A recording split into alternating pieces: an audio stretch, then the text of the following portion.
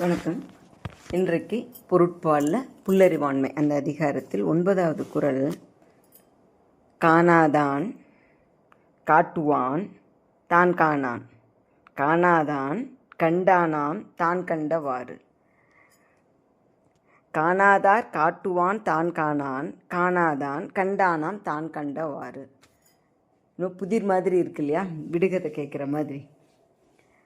அது வள்ளுவர் அவர் சில குறள்களை இந்த மாதிரி அமைப்பார். நம்ம இப்போ நிறைய பார்த்துருக்கோம். ஒரே சொல் அதே பொருளில் திரும்பி திரும்பி திரும்பி வரும். நம்ம துப்பார்க்க அந்த குறள் படித்தோம் இல்லைங்களா, 2வது அதிகாரத்தில். அந்த மாதிரி இந்த குறளும். காணாதான் ஃபஸ்ட்டு வார்த்தை என்ன, நம்ம இப்போ படிக்கிற அதிகாரம் புல்லறிவாண்மை. முதலே அதுக்கு என்ன ஒரு அர்த்தம் பார்த்தோம். கொஞ்சம் தெரிஞ்சாலும் நமக்கு எல்லாம் தெரியும்னு நினச்சிக்கிட்டு மற்ற யார் சொல்கிறதையும் கேட்காதவன். இப்போ இவன் தான் காணாதான். எப்படி காணாதான்னா, தனக்கே எல்லாம் தெரியும் அப்படின்னு நினச்சிட்டு மற்றவங்க சொல்கிற விஷயத்தை உள்வாங்கி அந்த விஷயங்களை பார்க்க முடியாதவன், உணர முடியாதவன், அவன் தான் காணாதான்.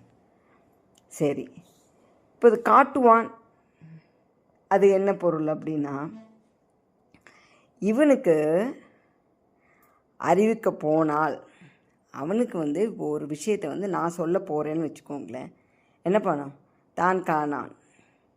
என்ன ஆகும்னா, அது என்னுடைய அறியாமையில் தான் முடியும். இப்போது ஒருத்தன் வரான்னு வச்சுக்கோங்க, அவனுக்கு ஒன்றுமே புரியறதில்ல, அவன் புல்லறிவானன். நான் என்ன நினைக்கிறேன், ஒரு கூட்டத்தில் பேசிகிட்டு இருக்கும்போது அவன் தப்பாக ஒரு விஷயத்த சொல்லிகிட்டு இருக்கான். நான் என்ன நினைக்கிறேன், அவனை காப்பாற்றணும்னு சொல்லிவிட்டு அது அப்படி இல்லைப்பா இப்படி தான் அப்படின்னு அவனுக்கு சொல்லி கொடுத்தேன்னு வச்சுக்கோங்களேன். உடனே என்ன சொல்லுவான், அதை பற்றிலாம் உனக்கு ஒன்றுமே தெரியாது, நான் தான் அதை பற்றி எல்லாம் படிச்சிருக்கேனே, அதனால் உனக்கு தான் ஒன்றும் தெரியாது அப்படின்னு சொல்லிட்டு அவன் திருப்பி தொடர்ந்து அதை பற்றி இன்னும் அரை மணி நேரம் பேசுவான். அப்போது அந்த கூட்டத்தில் இருக்கவங்க எல்லோரும் என்ன நினைப்பாங்க, அவனுக்கு தான் எல்லாம் தெரிஞ்சுது, இவனுக்கு ஒன்றுமே தெரியல, முட்டாள் அப்படின்னு நம்மளை நினைப்பாங்க இல்லையா. அதை தான் இங்கே சொல்லுவேன். காணாதான் காட்டுவான் தான் காணான். அதாவது எதையுமே சொன்னால் புரிஞ்சிக்காதவனுக்கு சொல்கிறவன் அவன் தான் ஒரு இடத்துல முட்டாளாக இருப்பான், தான் காணான். ஓகேங்களா. அடுத்தது என்ன சொல்கிறார் பாருங்க. காணாதான்னா முதல்ல சொன்ன அவனே தான், புல்லறிவுடையவன். கண்டானாம் தான் கண்டவாறு. அவன் என்ன பண்ணுவான், காணாதான் தான் கண்டவாறு கண்டானாம்.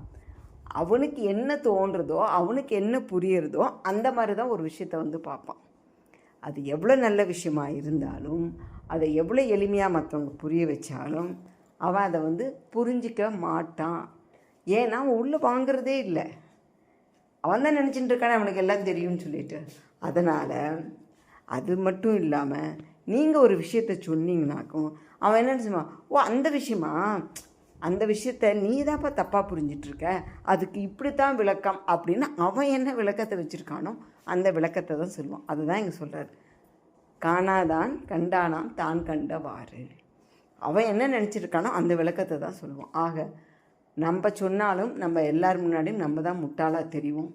நம்ம எவ்வளோ முறை சொன்னாலும் அவன் மனதில் என்ன வச்சுருக்கானோ அதில் ஏற்றி தான் அந்த விஷயத்தை அவன் சொல்லுவான். ஆக இதுலேருந்து நமக்கு கிடைக்கிற விஷயம் என்னென்னா, அந்த மாதிரி சிற்றறிவு உடையவர்கள்கிட்ட நம்ம பேசாமல் இருக்கிறது நல்லது.